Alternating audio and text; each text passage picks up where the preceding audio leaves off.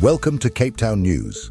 Today is Wednesday, the 3rd of September, 2025, and here's what's making headlines in the Western Cape.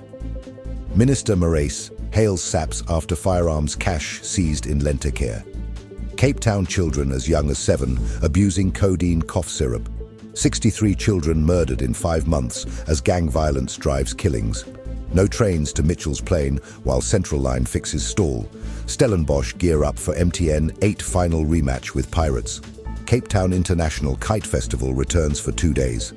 Tomorrow, Cape Town dawn starts cool, then turns bright and mild day. Western Cape Minister of Police Oversight and Community Safety, Marais, has praised SAPS for an intelligence-driven raid in Lentegeur, Mitchell's Plain, that recovered 19 illegal firearms and roughly 1,500 rounds of ammunition. Officers found pistols, magazines, and loose rounds at a single house, a haul investigators believe is linked to organized supply chains that arm local gangs. Marais said every weapon removed from circulation weakens the ability of gang networks to intimidate communities and carry out shootings, and she urged detectives to trace the origin of each gun, pursue the financiers behind the cache, and secure convictions. Ballistic testing will determine links to previous crimes, while serial number analysis and intelligence follow-ups target the upstream distributors. The operation, built on discrete tip-offs and surveillance, also forms part of the province's drive to stabilize hotspots after a winter spike in gun violence. Marais called on Cape Townians to report information anonymously via CrimeStop 0860010111 and the Western Cape's tip-off channels. She emphasized that seizures alone are not enough. Thorough dockets, watertight chain of custody, and close cooperation between SAPS, the National Prosecuting Authority, and specialized detectives are essential for long sentences.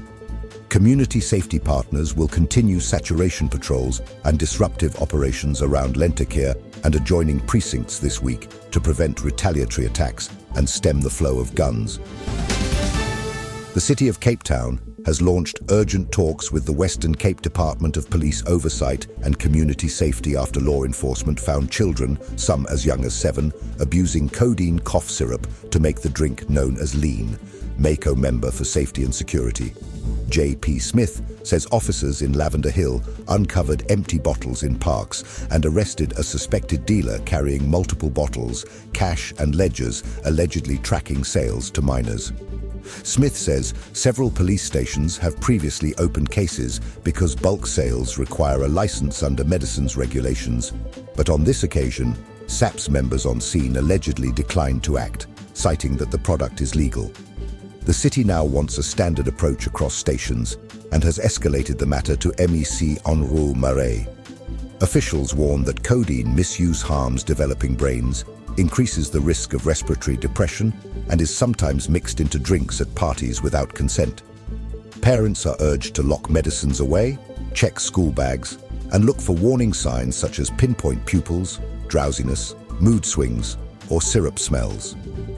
Residents can report suspicious sales to 0800110077 or 107. The city will also brief school governing bodies and pharmacists, step up compliance inspections at spaza shops, and partner with neighborhood watches to disrupt supply. Public health teams will run awareness sessions in hotspot communities, while law enforcement targets dealers near transport hubs.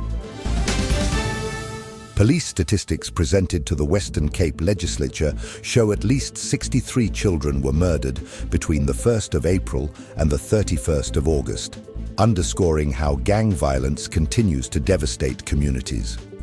Major General Luyanda Demoyi told the Standing Committee that teenagers aged 15 to 17 made up 71% of victims, with a further 11% aged 11 to 14.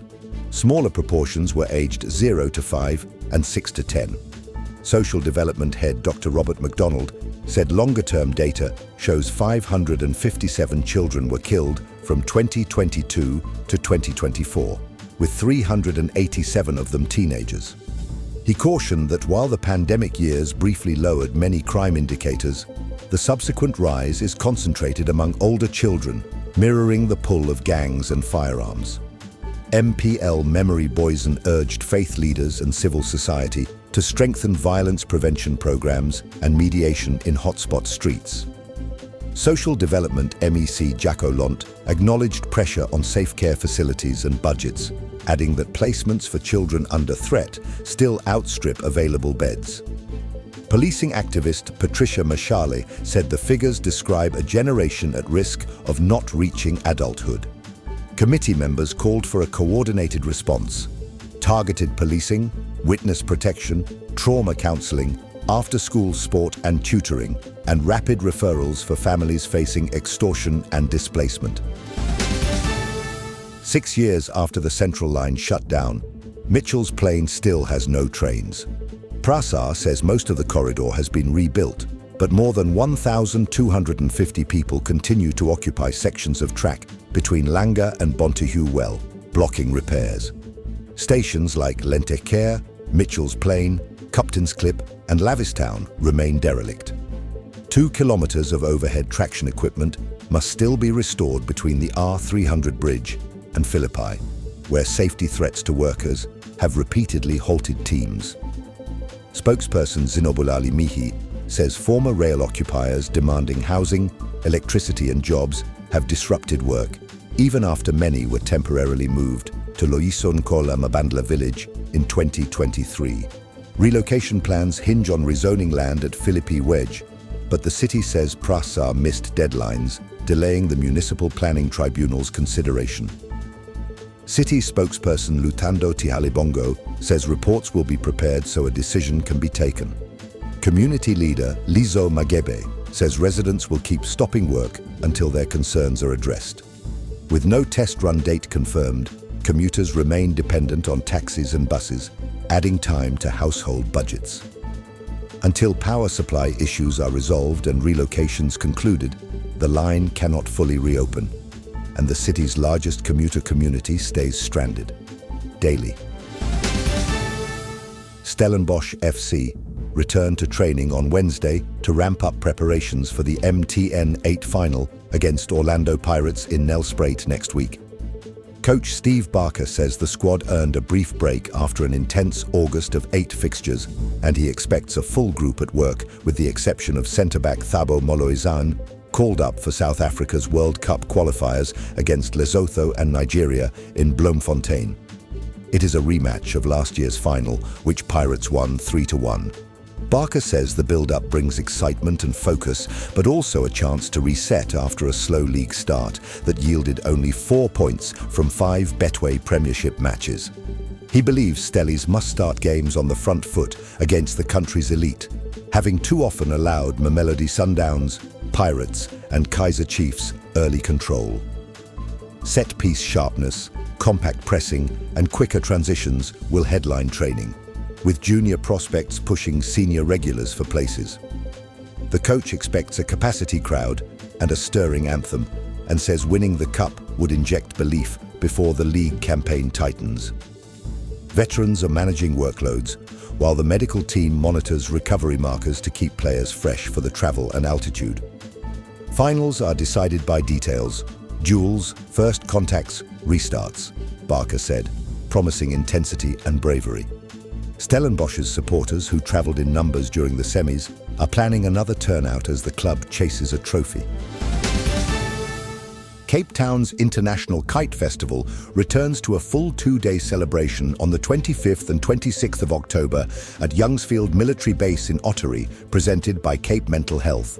Now in its 31st year, the festival carries the theme #CourageToFly, highlighting resilience and the power of speaking openly about mental health.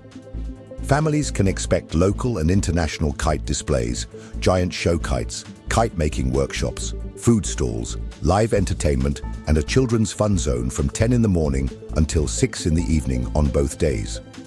CEO Professor Dr. Ingrid Daniels says each kite symbolizes courage, while the event creates a safe, joyful space for communities to gather and support one another.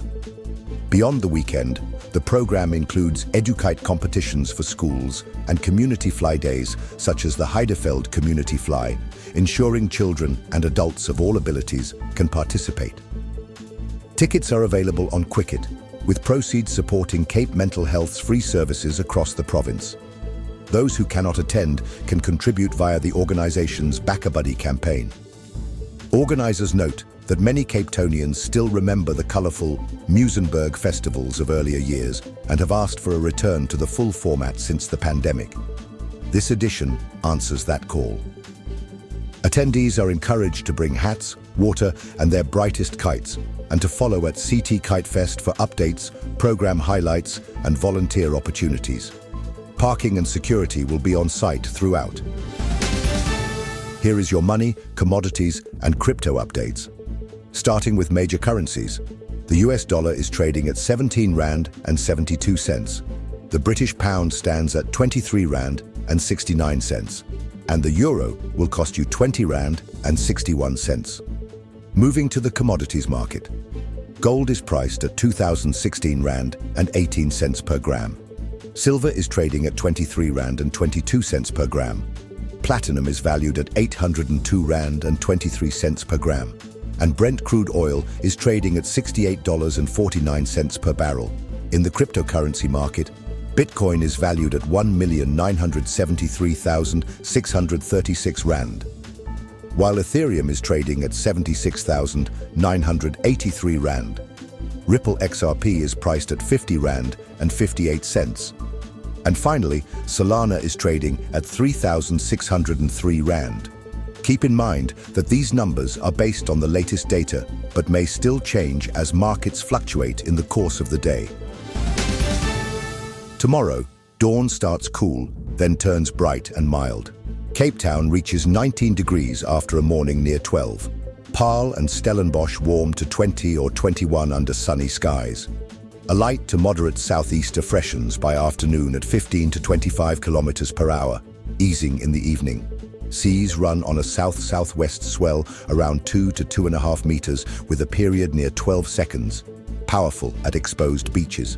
Tides line up with a pre-dawn high just after 1 o'clock at 1.38 meters, a low near 7:13 in the morning around 0.6, then a lunchtime high at 1:31 near 1.48 before the evening low about 7:38.